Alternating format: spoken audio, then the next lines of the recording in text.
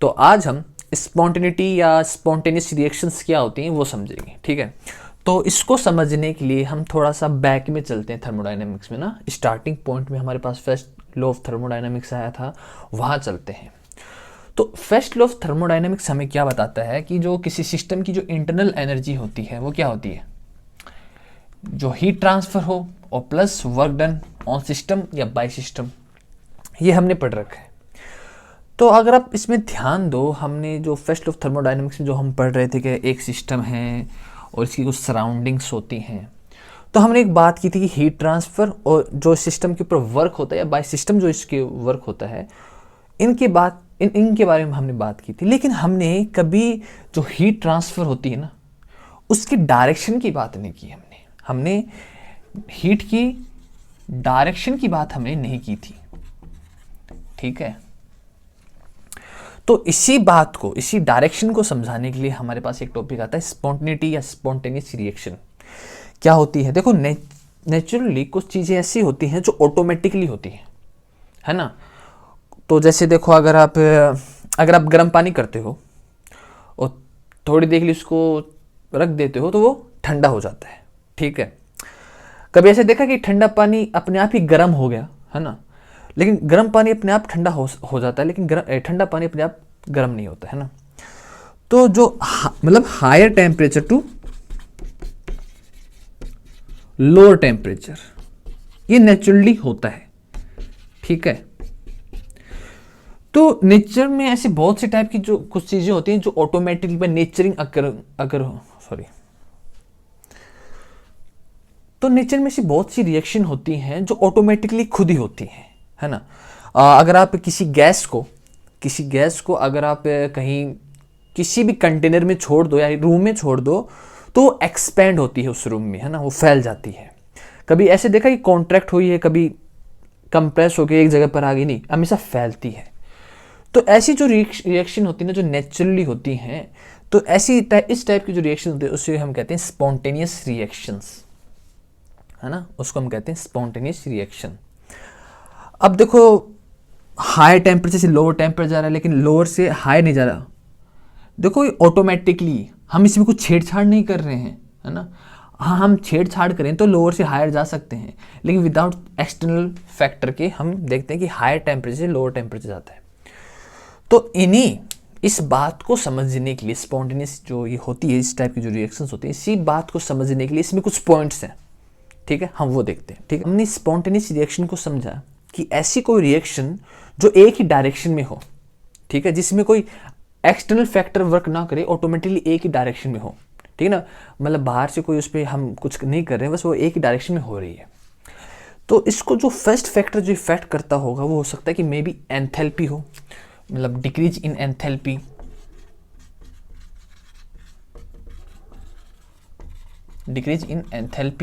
या इंक्रीज भी हो सकता है एंथैल्पी में। एंथैल्पी पर डिपेंड करता है कि वो जो रिएक्शन है या वो जो केमिकल प्रोसेस है उसमें एंथैल्पी की डिमांड क्या है, एनर्जी की डिमांड क्या है। जैसे देखो, अभी जैसे एक एग्जांपल देखते हैं, हम लेते हैं N2 प्लस 3/2 H2, ये गैस फॉर्म है और ये भी गैस फॉर्म है, ये हमारे पास देता है NH3, ठीक है। ऐसी रिएक्शन इसमें जो हम एंथैल्पी कैलकुलेट करते हैं तो हमारे पास इसमें नेगेटिव में एंथैल्पी आती है, मे बी -46 किलो जूल। मतलब अगर हम एक सिस्टम में इन दोनों रिएक्टेंट्स को ले लें और कहें कि भाई इसको हमें NH3 हमें चाहिए, तो इन दोनों को अगर रिएक्ट करना है तो हमें कोई एनर्जी आउटसाइड से हमें कुछ नहीं देनी पड़ेगी, ये अपने आप में ही अपनी कुछ एनर्जी को रिलीज कर देंगे और फिर हमें ये NH3 प्रोडक्ट हमें मिलेगा। जैसे अगर और भी देखें, जैसे H2 plus half Cl gas form में है, Cl2 HCl, इसकी भी कोई मे बी 92 किलो जूल होती है। अगर हम वाटर को लें तो H2 plus half O2 gas form हमें मिलता है H2O लिक्विड फॉर्म में। इसकी एंथैल्पी होती है -285 समथिंग किलो जूल इतनी होती है। देखो ये रिएक्शन तो काफ़ी हो सकती है ऐसी रिएक्शन, बस ये कुछ एग्जाम्पल बता रहे हैं। इस एग्जाम्पल में हमें समझने के क्या मिलेगा कि एंथैल्पी का रोल क्या होता है। अब देखो इसमें अगर आप नोटिस करो कि जो टेम्परेचर है इसका एक टेम्परेचर होगा, इन दोनों प्रोडक्ट का जो रिएक्टेंट है, सॉरी, इन दोनों का एक कुछ टेम्परेचर होगा। हमने इसको एक सिस्टम में लिया और हमें NH3 हमें इसे चाहिए, ठीक है। अब क्या हो सकता है, क्या तो इसका टेम्परेचर इंक्रीज करें हम, क्या तो हम बाहर से इसको एनर्जी दें ताकि इसके बीच में एनर्जी आए, टेम्परेचर इंक्रीज हो, हमें ये मिल जाए। क्या ऐसा हो सकता है कि दोनों अपनी एनर्जी को रिलीज करें और आपस में बॉन्ड फॉर्म करके हमें NH3 मिल जाए। तो ये क्या कर रहे हैं, ये हायर टेम्परेचर से माइनस में जा रहे हैं ना, तो ये हायर से लोअर की तरफ जा रहे हैं। तो दैट मीन्स ये नेचुरली स्पॉन्टेनियस रिएक्शन हो गया, स्पॉन्टेनियस रिएक्शन हो गया कि ये हायर से लोअर जा रहे हैं, है ना। हमें अगर ये प्रोडक्ट चाहिए तो यही होगा, ये अपनी एनर्जी को रिलीज करेंगे। कभी भी हम इसको कुछ हीट देंगे तो ये रिएक्शन नहीं करेगा। इसका मतलब हमें अगर ये प्रोडक्ट चाहिए तो ये एनर्जी एनर्जी को रिलीज ही करना होगा इनको। इसका मतलब डिक्रीज इन एंथैल्पी या इंक्रीज इन एंथैल्पी भी हो सकता है ना। तो टेम्परेचर हायर से लोअर जा रहा है और ये नेचुरली है, बाय नेचर ऑटोमेटिक ही है। इसके अलावा कुछ दूसरी टाइप से ये रिएक्शन नहीं होगी। वहीं अगर हम दोनों एग्जाम्पल की और बात करें तो इनमें भी ये सेम सिस्टम होगा। ये अपनी एनर्जी को रिलीज करके ही प्रोडक्ट बनाएंगे, एनर्जी लेके गेन करके ये प्रोडक्ट नहीं बनाएंगे, है ना। ये दोनों भी ऐसा ही करेंगे। तो इसका मतलब देखा जाए तो ये फैक्टर स्पॉन्टेनियस रिएक्शंस में इफेक्ट करता है कि डिक्रीज इन एंथैल्पी, कि रिएक्टेंट की जो एंथैल्पी है वो ज़्यादा हो प्रोडक्ट से, है ना, तभी हमें वो प्रोडक्ट मिलता है। ऐसा भी हो सकता है कि रिएक्टेंट की एंथैल्पी कम हो, मतलब जो हमारे पास रिएक्टेंट इनकी एंथैल्पी कम हो और इसको हमें एनर्जी देनी पड़े तभी हमें आगे एक प्रोडक्ट मिलेगा। तो इसका मतलब जो फैक्टर है स्पॉन्टेनियस रिएक्शन को, वो इसमें डिक्रीज इन एंथैल्पी, मतलब एंथैल्पी जो फैक्टर है वो इफेक्ट करता है। तो इसमें हम एक ऐसी भी रिएक्शन देख लेते हैं जिसमें जो एंथैल्पी है वो पॉजिटिव है, ठीक है। थोड़ा पूरा ही कंप्लीट कर देते हैं इसको। जैसे हम N2 ले रहे हैं, ठीक, गैस फॉर्म में, O2 है, तो ये दोनों मिलके हमें NO2 देंगे, ठीक है, गैस फॉर्म में। और इन दोनों की जब एंथैल्पी देखोगी वो हमारे पास पॉजिटिव में आती है, पॉजिटिव 33 समथिंग। ऐसा क्यों होता है? देखो कुल मिला की बात ये है, अगर हम स्पॉन्टेनियस की बात करें, नेचुरली जो रिएक्शंस होती हैं ऑटोमेटिकली, अगर हम गैस को एक रूम में छोड़ देते हैं तो वो फैल जाती है, तो ऐसी जो रिएक्शंस होती हैं जो ऑटोमेटिकली होती हैं। तो देखो सिंपल सी बात है, अगर इन दोनों का अगर हम रिएक्शन करवाई, देखो इसमें मैंने समझाया था कि अगर आप इसको एक सिस्टम में रख दो और इसका टेम्परेचर, इसको हम अगर हीट दें तो ये हमें ये प्रोडक्ट H2O नहीं देगा, ठीक है। एक पॉइंट होता है, एक एंथैल्पी का एक पॉइंट होता है, एक एनर्जी की रिक्वायरमेंट होती है, वहीं पर हमें एक प्रोडक्ट मिलता है। तो दैट मीन्स कई बार हो सकता है कि भाई इन दोनों को अपनी हीट रिलीज करके हमें ये प्रोडक्ट मिले, तो एक स्पॉन्टेनियस रिएक्शन हो गई है, ठीक है। ऐसा भी हो सकता है कि हमें इन दोनों को एक एनर्जी देनी पड़े जिससे हमें ये प्रोडक्ट मिलेगा। तो डिपेंड क्या करता है, जैसे देखो अगर आप अगर पहाड़ से वाटरफॉल है, पानी नीचे गिर रहा है, ठीक है, तो उसमें क्या होगा? देखो सिंपल सा लॉजिक है, अगर पहाड़ से अगर पानी नीचे आ रहा है, वाटरफॉल है, ठीक है, अब यहाँ से जो पानी है उसके पास कुछ एनर्जी है यहाँ पे, है ना, पोटेंशियल एनर्जी। फिजिक्स में पोटेंशियल एनर्जी मतलब वो एनर्जी जो एक मॉलिक्यूल अपने अंदर स्टोर करके रखता है ना, एट हाइट, ठीक है ना, इतनी, मतलब अगर इतनी हाइट देखें ना हम, तो यहाँ पे उसके पास कुछ एनर्जी होती है, जितनी हाइट पे होगा उतनी उसके पास एक एनर्जी होगी।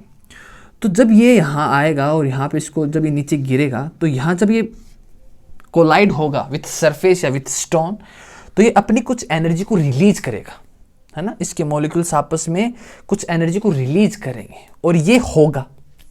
ऐसे तो है नहीं कि ये आएगा और नीचे गिरेगा और इसको एनर्जी मिलेगी, ऐसा तो होगा नहीं। तो ये एक स्पॉन्टेनियस चीज़ है, ठीक है, मतलब ये होगा। तो इसी का मतलब क्या है कि एक पर्टिकुलर एक पॉइंट होता है जिसके ऊपर हमें एक प्रोडक्ट मिलता है और वो होता है, तो इसको हम स्पॉन्टेनियस रिएक्शन कहते हैं। अब एंथैल्पी पॉजिटिव भी हो सकती है और नेगेटिव भी हो सकती है, ठीक है। आई थिंक इस एग्जांपल से देखो वो काफ़ी क्लियर है कि जब एक चीज़ ऊपर से गिरेगी तो उसकी एनर्जी रिलीज होगी, एनर्जी उसको मिलेगी तो है नहीं, ठीक है। तो इसी टाइप से ये अगर इस रिएक्शन को हमें करवाना है, ये प्रोडक्ट हमें लेना है, तो हमें एनर्जी देनी या लेनी पड़ेगी, तब हमें मिलता है वो प्रोडक्ट। तो इसलिए स्पॉन्टेनियस एंथैल्पी डिपेंड करता है। अब इसका जो सेकंड फैक्टर है वो देखते हैं। तो स्पॉन्टेनिटी को जो सेकंड फैक्टर जो इफेक्ट करता है वो हमारे पास आता है एंट्रोपी। ठीक है, बहुत यूजफुल है ये। इससे रिलेटेड हमें थर्मोडायनेमिक्स का सेकंड लॉ ये भी हमें मिल जाता है। तो एंट्रोपी ये एक्चुअली होता क्या है, जितना ज़्यादा डिसऑर्डर होगा, मतलब चीज़ें उथल पुथल होंगी, फैली हुई होंगी, उतनी ज़्यादा उसकी एंट्रोपी होगी। अगर आपका रूम पूरा मैसअप है, पूरा गंदा फैला हुआ है, इसका मतलब उसकी एंट्रोपी ज़्यादा है। अगर वो साफ़ सुथरा है, चीज़ें अपनी जगह पे, तो इसका मतलब उसकी एंट्रोपी कम है। इसका मतलब अगर हम फैलाव की बात करें, मतलब गंदगी जितनी ज़्यादा होगी एंट्रोपी उतनी ज़्यादा होगी, जितनी ज़्यादा सफाई होगी उतनी ज़्यादा एंट्रोपी कम होगी। तो एंट्रोपी एक्चुअली डिसऑर्डरनेस को कहते हैं। ठीक है, तो इसको समझते हैं एक्चुअली क्या फैक्टर है, कैसे वर्क करता है ये। ठीक है, जैसे चलो इसमें आपके एक एग्जांपल है, उसको लेके समझते हैं चीज़ को। मान लो कि हमारे पास एक आइसोलेटेड सिस्टम है। आइसोलेटेड सिस्टम मीन्स ना तो एनर्जी मैटर कुछ भी बाहर नहीं जाएगा, ना अंदर कुछ आएगा, ऐसा सिस्टम।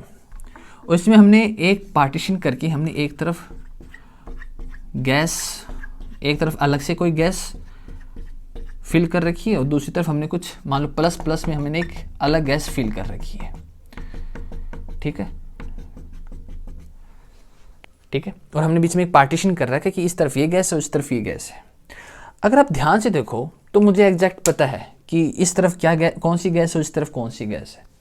दैट मीन्स इसका जो ऑर्डर है वो बहुत अरेंजमेंट है, मतलब अरेंज बहुत अच्छी तरह से इसको अरेंज किया गया है। लेकिन अगर मैं इस पार्टीशन को रिमूव कर दूं, अगर मैं इस पार्टीशन को रिमूव कर दूं, तो ये आपस में मिक्स हो जाएंगे। ठीक है, ये आपस में मिक्स हो जाएंगे, डिफ्यूज हो जाएंगे, मतलब अगर आप साइंस की भाषा में बोलो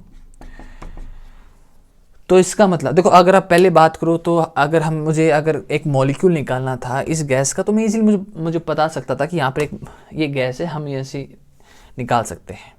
लेकिन अब रैंडमनेस हो गई, अब डिसऑर्डर ज़्यादा हो गया, गैसों का मिक्सअप ज़्यादा हो गया। अब अगर मुझे कोई गैस निकालनी है इनमें से, मान लो प्लस वाली, तो मैं ईजिली नहीं बता पाऊंगा कहाँ पे है एग्जैक्ट। तो इस टाइप का जो अरेंजमेंट होता है, जिसमें हम श्योरिटी के साथ कह सकते हैं, जिसमें जो अरेंजमेंट होता है वो बढ़िया होता है, तो उसको हम कहते हैं इसकी एंट्रोपी कम है।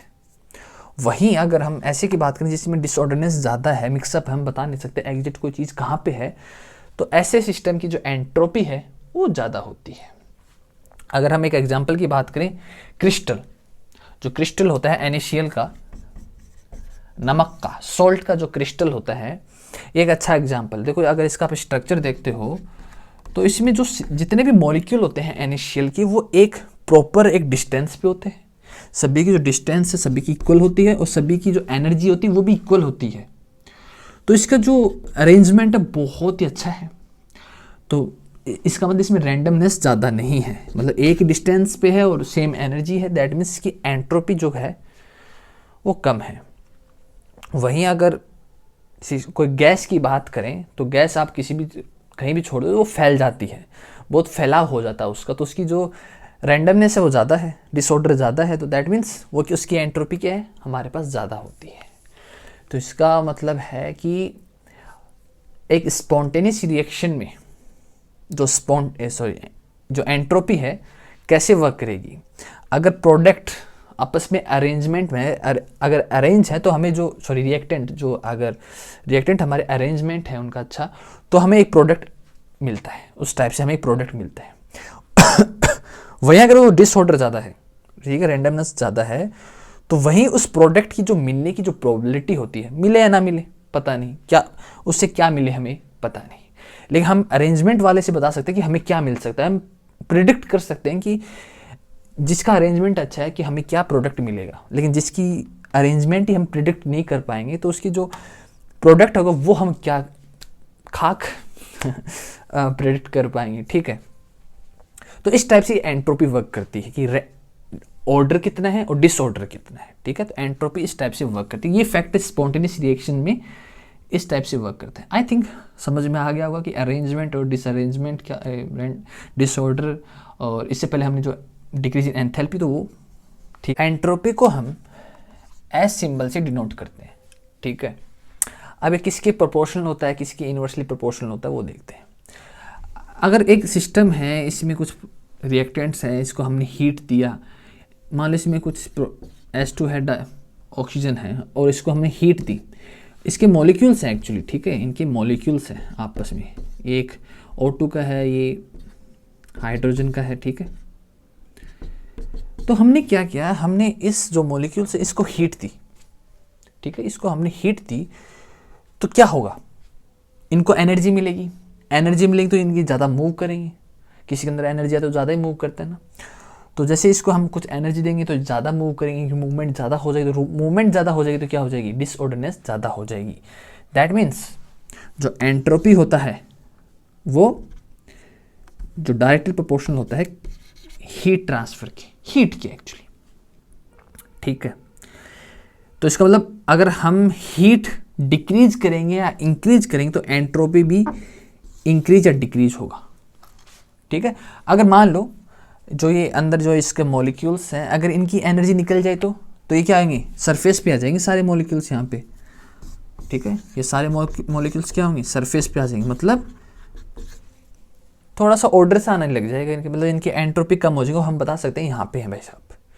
तो इसका मतलब हीट पे काफ़ी डिपेंड करते हैं ये हीट ट्रांसफ़र, ओके। लेकिन वहीं अगर हम टेम्परेचर की बात करें, ये हीट ट्रांसफ़र की बात की मैंने, हीट ट्रांसफ़र कैसे भी हो सकता है, ओनली ऐसे नहीं कि टेम्परेचर इंक्रीज, हीट ट्रांसफ़र काफ़ी फैक्टर पे डिपेंड करता है।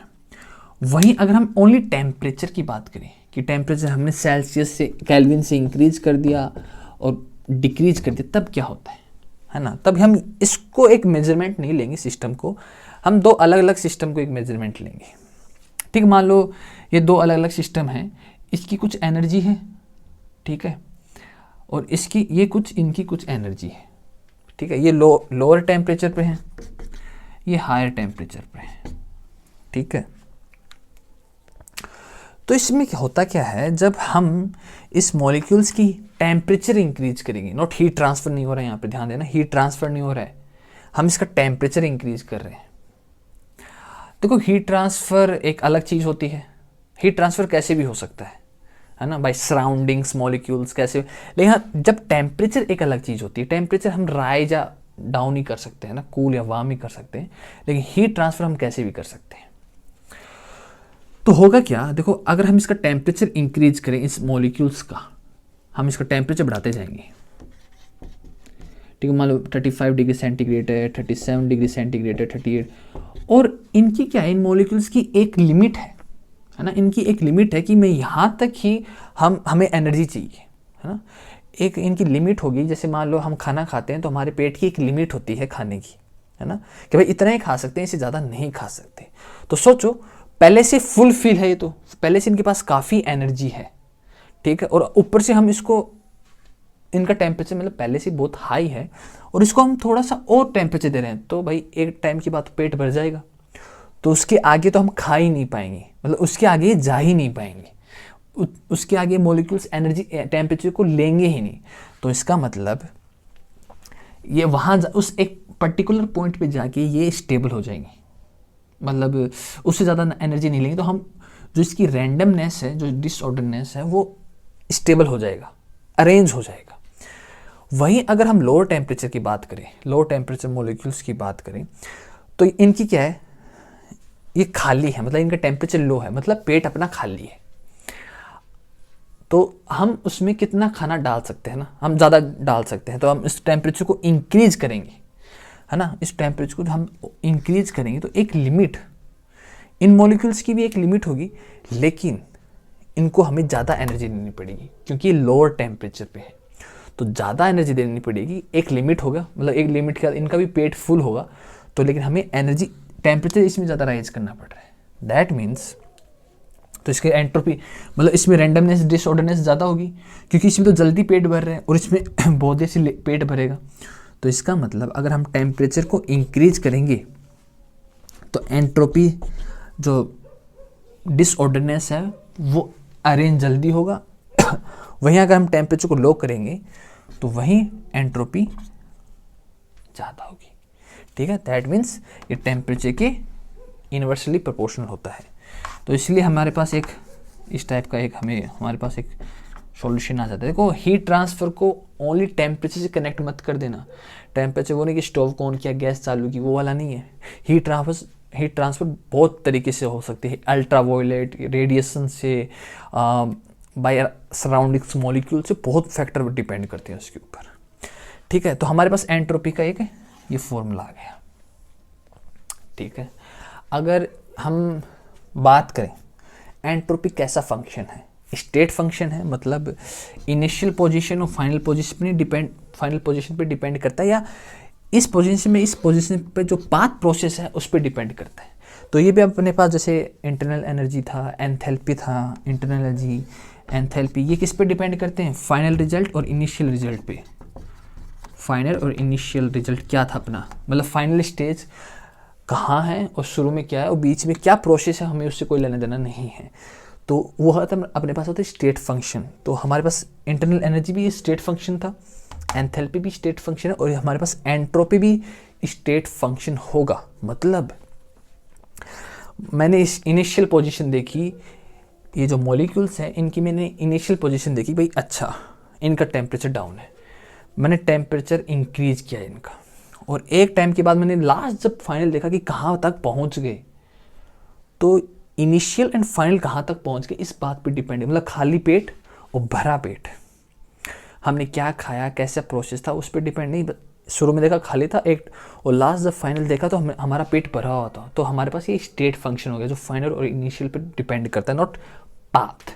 तो ये भी हमारे पास एक स्टेट फंक्शन होता है। अगर आप हम आइसोथर्मल की बात करें, तो आइसोथर्मल क्या होता है, जिसमें टेम्परेचर कांस्टेंट हो। तो हमारे पास इंटरनल एनर्जी क्या ही थी, कांस्टेंट। सिंपल सी बात है, अगर टेम्परेचर कांस्टेंट है तो एनर्जी थोड़ी चेंज होगी उसके अंदर। तो हमारे पास इंटरनल एनर्जी आई थी कांस्टेंट। लेकिन वहीं अगर हम एंट्रोपी की बात करें तो एंट्रोपी जो प्रोसेस होता है, रिवर्सिबल जो प्रोसेस होता है,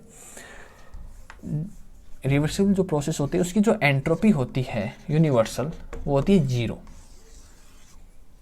ठीक है, इसको देखते हैं। देखो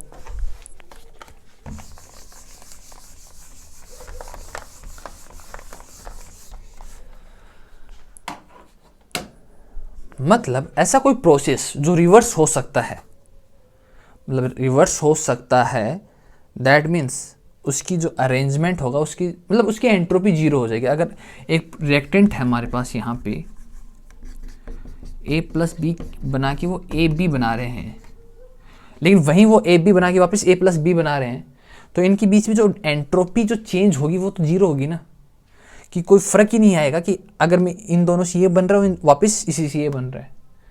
लेकिन वहीं अगर इरिवर्सिबल प्रोसेस हो, मतलब जो प्रोसेस वापस ना हो पाए, मतलब ऐसा है, ठीक है, ऐसा कोई प्रोसेस है कि भाई ये बन गया, तो इनके लिए जो एंट्रोपी होती है, डिसऑर्डरनेस होती है, वो ग्रेटर देन 0, मतलब हमेशा बढ़ती जाएगी। देखो जो रिवर्स हो रहा है, जो प्रोसेस वापस रिवर्स हो रहा है, दैट मीन्स हो रहा है कि इनकी एक एंट्रोपी थी वो चेंज हुई, इसकी कुछ एंट्रोपी वापस उसी में आ गई, तो एंट्रोपी दोनों मिलाएगी 0 मिलेगी। लेकिन ऐसा कोई प्रोसेस जिसमें वापस ना मुड़ सके वो, तो ऐसे में क्या होती है कि जो डिसऑर्डरनेस होती है वो बढ़ती जाती है, आगे कुछ और इफेक्ट करेंगे इस पे फैक्टर, तो इसकी जो रैंडमनेस है वो और ज़्यादा फैलती जाएगी। तो इसके लिए हमेशा इसकी जो एंट्रोपी होगी वो ग्रेटर देन 0 होगी। ठीक है, तो आई थिंक एंट्रोपी को काफ़ी डिटेल में समझाया है।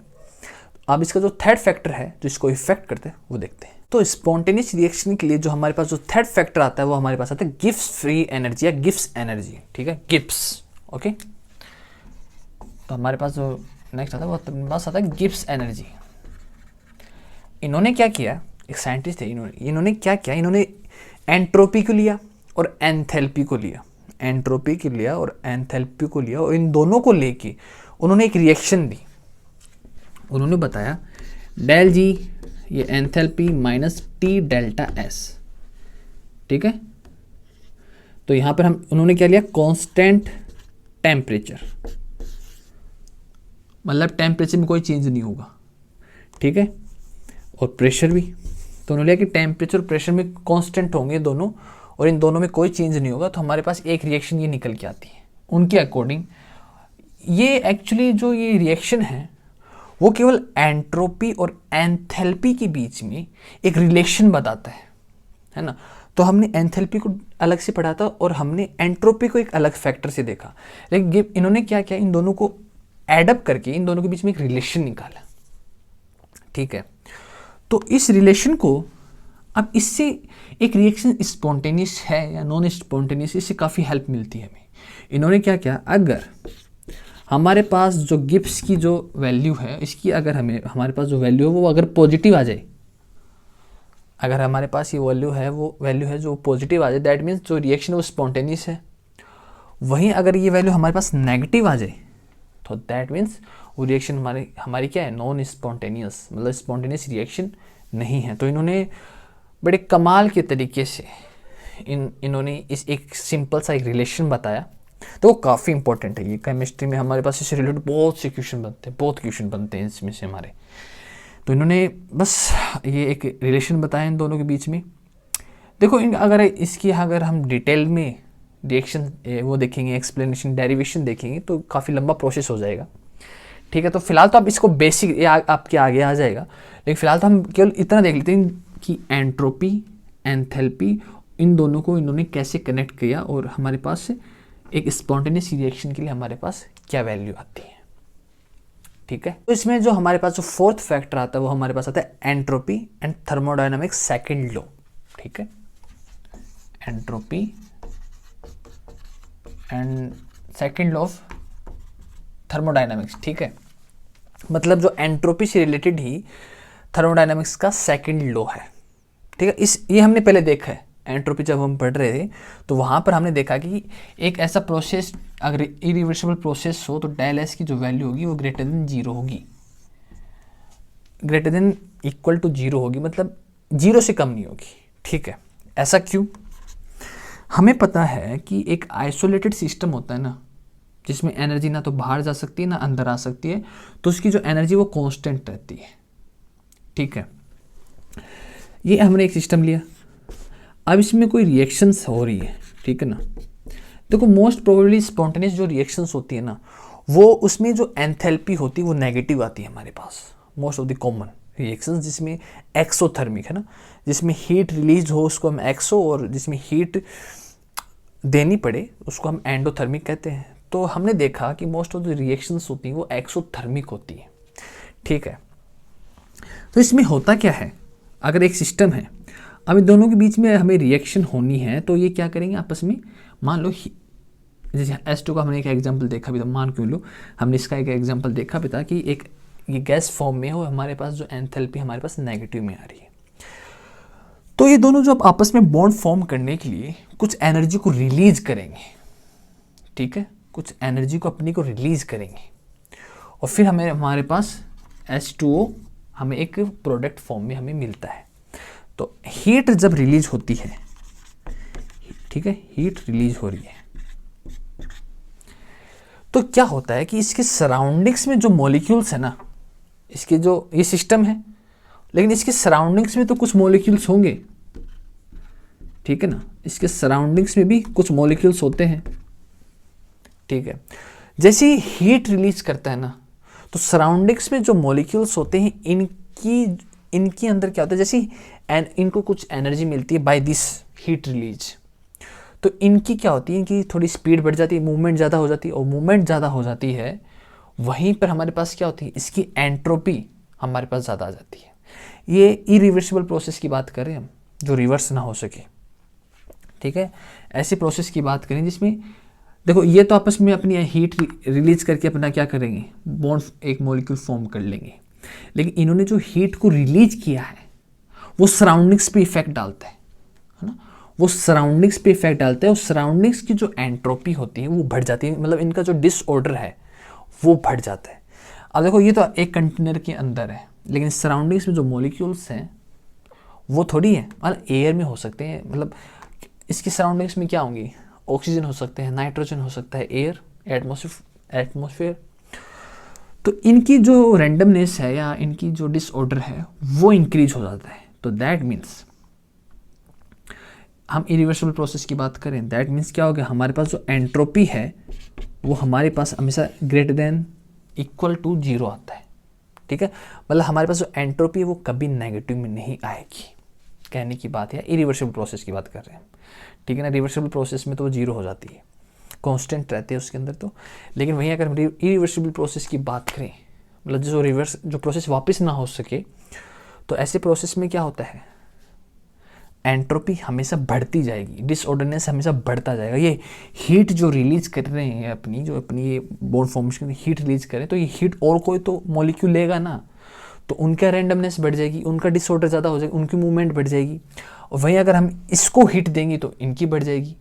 तो दैट्स वाई हमारे पास जो मोस्ट ऑफ द कॉमन जो रिएक्शंस होती हैं स्पॉन्टेनियस, वो एक्सोथर्मिक होती है, नेगेटिव वैल्यू होती है, ठीक है।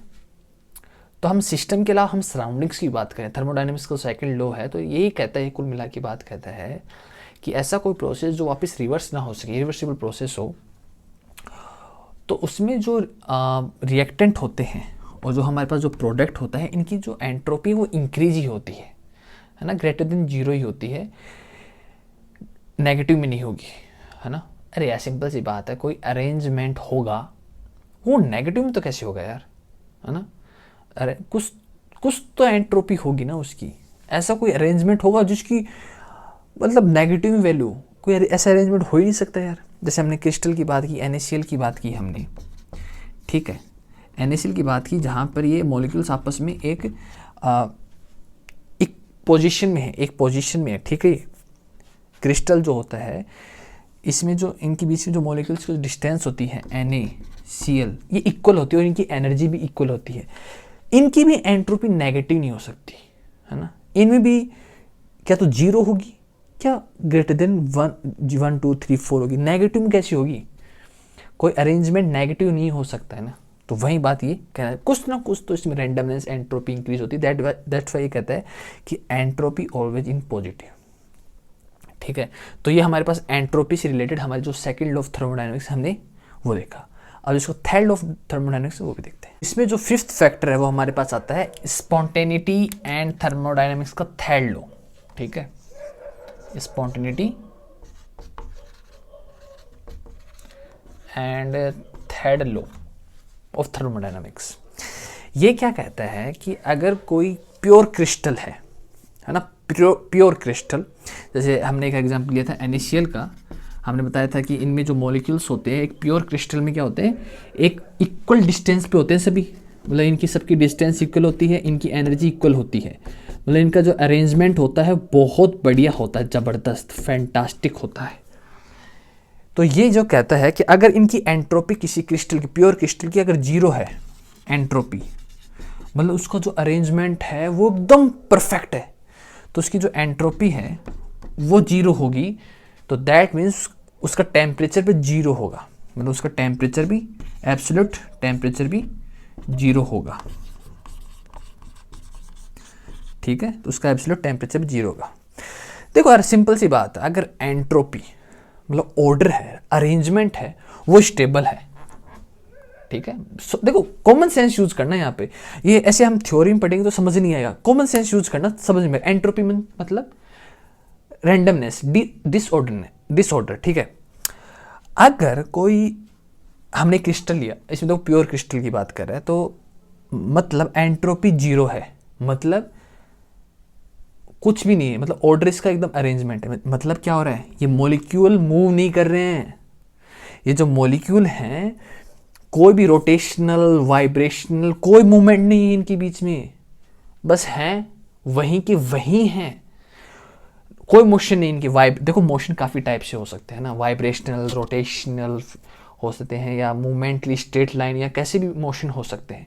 लेकिन ये कह रहा है अगर एंट्रोपी जीरो है, दैट मीन्स इनके बीच में कोई भी क्या बोलते हैं, कोई भी मूवमेंट नहीं हो रही है। मूवमेंट नहीं हो रही दैट मीन्स इनका टेम्परेचर क्या है, जीरो। अगर कोई मॉलिक्यूल है, अगर वो मूवमेंट ही नहीं कर रहा है, तो टेम्परेचर क्या होगा उसका, जीरो। सिंपल सी बात, कुछ टेम्परेचर होगा तब मूवमेंट करता है वो, लेकिन अगर उसका टेम्परेचर ही है तो उसका क्या होगी, जीरो। दैट मीन्स ये कह रहा है कि अगर एंट्रोपी जीरो है किसी प्योर क्रिस्टल की, तो उसका टेम्परेचर भी जीरो होगा, ठीक है। जैसे देखो जैसे हमारे पास वाटर होता है, ठीक है, एक लिक्विड फॉर्म में हमारे पास एक वाटर होता है, 0 डिग्री पे आते वो आइस में कन्वर्ट हो जाता है, ठीक है। 0 डिग्री पे आते ही देखो, अब लिक्विड फॉर्म में था तो उनमें डिसऑर्डर ज़्यादा था, है ना। लिक्विड फॉर्म में वाटर में डिसऑर्डर ज़्यादा, मतलब उसकी एंट्रोपी ज़्यादा थी। लेकिन जैसे ही वो 0 टेम्परेचर पे पहुंचा तो वो सब अरेंज हो गया, तो उसकी एंट्रोपी क्या हुई, 0। लेकिन मतलब अरेंजमेंट हो गया ना। अगर आइस में कन्वर्ट हो गई लिक्विड 0 डिग्री सेंटीग्रेड पे, मतलब 0 टेम्परेचर पे, तो रेंडमनेस उनके बीच में ऑर्डर अरेंज हो गया एक आइस में, ठीक है। एक आइस में जो वाटर है वो अरेंज हो गया। वो पहले कैसे था, ऐसे लिक्विड फॉर्म में था। तो ये हमें थर्ड लॉ हमें ये बताता है। लेकिन देखो एग्जैक्ट क्या है कि इसने एक बात कही, प्योर क्रिस्टल, एकदम प्योर क्रिस्टल होना चाहिए। लेकिन एकदम प्योर क्रिस्टल पे भी नहीं होता है। समटाइम्स ऐसे केसेस में देखा गया है, अगर हम टेम्परेचर 0 पे पहुंच जाए ना, तब भी एंट्रोपी कुछ ना कुछ होती है, 0 नहीं होती है, ठीक है। अब वहीं अगर हम आइस की बात करें, जब लिक्विड से जब वो लिक्विड से आइस में कन्वर्ट होता है वाटर, तो हमें लगता है कि स्टेबल हो गया है। लेकिन उनके जो मॉलिक्यूल्स होते हैं ना, जो वाटर के जो मॉलिक्यूल्स होते हैं, उनमें कोई ना कोई मोशन होता रहता है। तो दैट मीन्स उसकी जो एंट्रोपी वो 0 नहीं होती है। ये हमने वाटर की बात की, लेकिन इसने ये प्योर क्रिस्टल की बात करें, लेकिन एग्जैक्ट प्योर क्रिस्टल की भी नहीं होती है, ठीक है। इन सम केसेस, हर में नहीं, कुछ में होती है लेकिन कुछ में नहीं भी होती है। तो ये हमें थर्मोडायनेमिक्स का थर्ड लॉ बताता है। मतलब अगर आप देखो तो सेकेंड लॉ थर्मोडायनेमिक्स का और थर्ड लॉ दोनों क्या बात बताते हैं कि जो एंट्रोपी के ऊपर से रिलेटेड है ना। एक में हमें सेकेंड लॉ बताता है कि एंट्रोपी कभी नेगेटिव नहीं हो सकती, और थर्ड लॉ हमें बताता है कि अगर एंट्रोपी 0 है इन प्योर क्रिस्टल तो टेम्परेचर भी 0 होता है। तो यही जो 5 पॉइंट है हमारे पास, थर्ड लॉ एंट्रोपी से रिलेटेड या एंथैल्पी से रिलेटेड, या गिब्स ने इन दोनों को जब कनेक्ट किया, मतलब एंथैल्पी एंड एंट्रोपी, ये हमें स्पॉन्टेनियस रिएक्शंस के बारे में काफ़ी कुछ हमें बता देते हैं, ये सभी मिलके, सारे पॉइंट मिलके, ठीक है। आई थिंक बहुत ही क्लियरली, बहुत ही लंबा चौड़ा मैंने इसको कवर किया है, और आई थिंक समझ में भी आ गया होगा। आई होप करता हूँ मैं कि आपको समझ में आ गया।